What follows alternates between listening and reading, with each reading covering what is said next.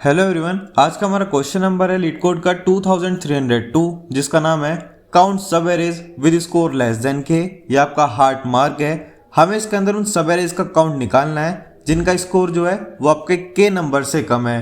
सबसे पहले हमें ये पता करना पड़ेगा कि स्कोर क्या होता है। स्कोर का ये मतलब है जो भी आपकी एरे के अंदर एलिमेंट हैं आप सबसे पहले उन सबको ऐड करोगे और उस एरे की जो लेंथ है आप उससे उसका मल्टीप्लाई करोगे तो आपको यहाँ पे पता चलेगा कि जो आपका स्कोर है वो कितना आया। फॉर एग्जांपल यहाँ पे एक एरे है 1 2 3 4 5, इसकी लेंथ 5 है और इसके जो एलिमेंट्स हैं उनका सम आपका 15 है। जब आप उन दोनों की मल्टीप्लाई करोगे तो आपको 75 के इक्वल मिलेगा। तो ये जो 75 है ये उस एरे का स्कोर है। और सबसे बड़ी बात क्या है कि इसका जो स्कोर आना चाहिए वो स्ट्रिक्टली लेस देन के होना चाहिए, इक्वल टू भी इसके अंदर नहीं चलेगा। एग्जाम्पल की तरफ देखते हैं। सो यहाँ पे सबसे पहले मेरे को एक नम्स नाम की एरे दी हुई है जिसके अंदर एलिमेंट्स हैं 2 1 4 3 5 और इसकी के की वैल्यू 10 है। सबसे पहले हम अपने फर्स्ट एलिमेंट पे चलते हैं तो ये सिर्फ आपका 2 रहेगा, इसकी लेंथ 1 है और सम भी इसका सिर्फ 2 रहेगा। जब आप इन दोनों की मल्टीप्लाई करोगे तो मुझे 2 मिलेगा और 2 की value definitely lesser than 10। Next पे चलेंगे तो अब आपकी जो सब एरे है वो आपकी 2 और 1 हो गई। अब जो इन दोनों का सम है वो 3 हो चुका है, लेंथ इसकी 2 हो चुकी है।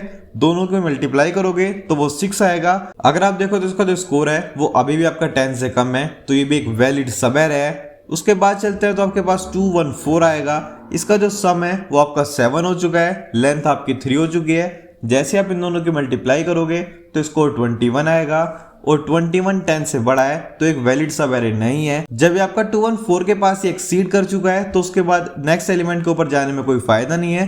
अब जो मेरा पहला पॉइंटर है अब वो 2 की जगह 1 को इंडिकेट करेगा। अब मैं यहाँ से फिर से स्टार्ट कर सकता हूँ सेम प्रोसेस को। आई होप कि आपको एग्जांपल से ये तो क्लियर हो गया होगा कि हम क्या कर रहे हैं। अब चलते हैं इसके कोड के ऊपर। तो अब यहाँ पे देखो हमें दो चीज दी हुई है, एक वेक्टर नम्स दिया हुआ है और एक लॉन्ग लॉन्ग के दिया हुआ है। और जो मेरा क्वेश्चन है ये रिटर्न भी लॉन्ग लॉन्ग के अंदर मांग रहा है, तो यानी कि मुझे जो भी लास्ट में रिटर्न कराना है वो लॉन्ग लॉन्ग के अंदर इसमें रिटर्न कराना पड़ेगा। देखो सबसे पहले तो मुझे ये चाहिए कि मेरे पास टोटल नंबर ऑफ एलिमेंट्स कितने हैं। उसके लिए मैं सेम चीज लिखने वाला हूँ, int n is equals to nums dot size. So इससे मुझे ये तो पता चल गया कि मेरे पास टोटल नंबर ऑफ एलिमेंट्स कितने हैं। अब नेक्स्ट एक और पार्ट है कि मुझे लास्ट में काउंट को रिटर्न कराना है। मुझे पता करना है कि टोटल वो सब एरेज वैलिड कितनी है, तो उसके लिए मैं एक दूसरा वेरिएबल बना लेता हूँ, long long count is equals to 0। Starting में काउंट को हम 0 मान लेते हैं। देखो यहाँ पर हम दोनों चीजों को डिफाइन कर चुके हैं। अब अपने क्वेश्चन के लूप्स के ऊपर चलते हैं। तो यहाँ पे मैं सबसे पहले एक लूप लगाने वाला हूँ जो कि मेरे पहले एलिमेंट से स्टार्ट होगा और ये लास्ट एलिमेंट तक जाएगा और ये एक एक एलिमेंट को यूज करेगा। उसके बाद मैं सेम यहाँ पे दूसरी लूप चलाऊंगा, देख दूसरे j नाम के पॉइंटर के लिए। ये मेरा i से स्टार्ट होगा, लेस देन n तक चलने वाला है और ये एक एक करके आगे बढ़ता रहेगा। अब इसके अंदर मेरे पास एक वैलिड पॉइंट था कि मुझे हर एक एलिमेंट का सम चाहिए, तो मैं अपने यहाँ पे लिखूंगा sum plus is equals to nums of j, यानी कि नम्स ऑफ j में जो भी वैल्यू आती रहेगी वो हर एक लूप के साथ मेरी सम के अंदर ऐड होती रहेगी। नेक्स्ट पार्ट क्या है, लेंथ। लेंथ निकालने के हमारे पास काफी टाइम से एक जनरल फॉर्मूला है जिसको बोलते हैं j माइनस आई प्लस 1। जब मैं अपने j वाले में से i को माइनस करूंगा और 1 प्लस कर दूंगा मुझे मेरी सब एरे की लेंथ मिल जाएगी। अब बस हम चेक करते हैं कि इन दोनों का जो प्रोडक्ट है क्या वो मेरे स्कोर से कम है। अगर स्कोर से कम इनका प्रोडक्ट है तो मैं उसको प्लस करा लूंगा और अगर नहीं है तो मैं उसको स्किप कर दूंगा।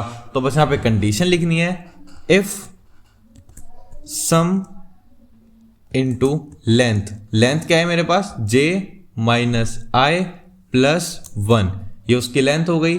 जब मैं इन दोनों को सोल्व करूंगा और ये मेरा k से छोटा आएगा तो जो भी मेरी काउंट की वैल्यू है वो मेरी एक इंक्रीज हो जाएगी और अगर नहीं है तो उसको ऑटोमेटिकली स्किप कर लेगा और लास्ट में मैं यहाँ पे रिटर्न करा दूंगा जो भी मेरे काउंट की वैल्यू है। अब देखो इसके अंदर एक चीज और बची हुई है, वो ये है कि जो सम है इसको मैंने डिक्लेयर नहीं किया है और सम को हर बार इनिशियलाइज 0 से करना जरूरी है। तो मैं यहाँ पे कंडीशन लिख देता हूँ, long long sum is equals to 0। अब इसके अंदर शायद कुछ ऐसा नहीं बचा है जिसको मैंने अभी तक यूज ना किया हो और इसमें एक कंडीशन और डालते हैं। जैसे ही वो इफ कंडीशन को यूज कर लेगा और उसके बाद भी उसको नहीं मिलता है तो उसके बाद वो उसको ब्रेक कर देना चाहिए। तो यहाँ पे हो जाएगा आपका एल्स, ऐसा नहीं होता तो सीधा लूप से ही बाहर आ जाओ, ब्रेक। रन करके चेक करना है। डेफिनेटली आपका रन हो चुका है, बट जब मैं इसको सबमिट करूंगा तो ये सबमिट नहीं होगा, क्योंकि पहली बात ये हार्ड मार्क है और दूसरी बात यहाँ पे इसकी जो कॉम्प्लेक्सिटी है वो आपको बिग ऑफ एन स्क्वायर देखने के लिए मिल रही है। तो मेरे पास डेफिनेटली एक टाइम लिमिट एक्सीड का एरर मिलने वाला है। अब इसी टाइम लिमिट एक्सीड को हटाने के लिए मेरे पास दूसरी अप्रोच आएगी।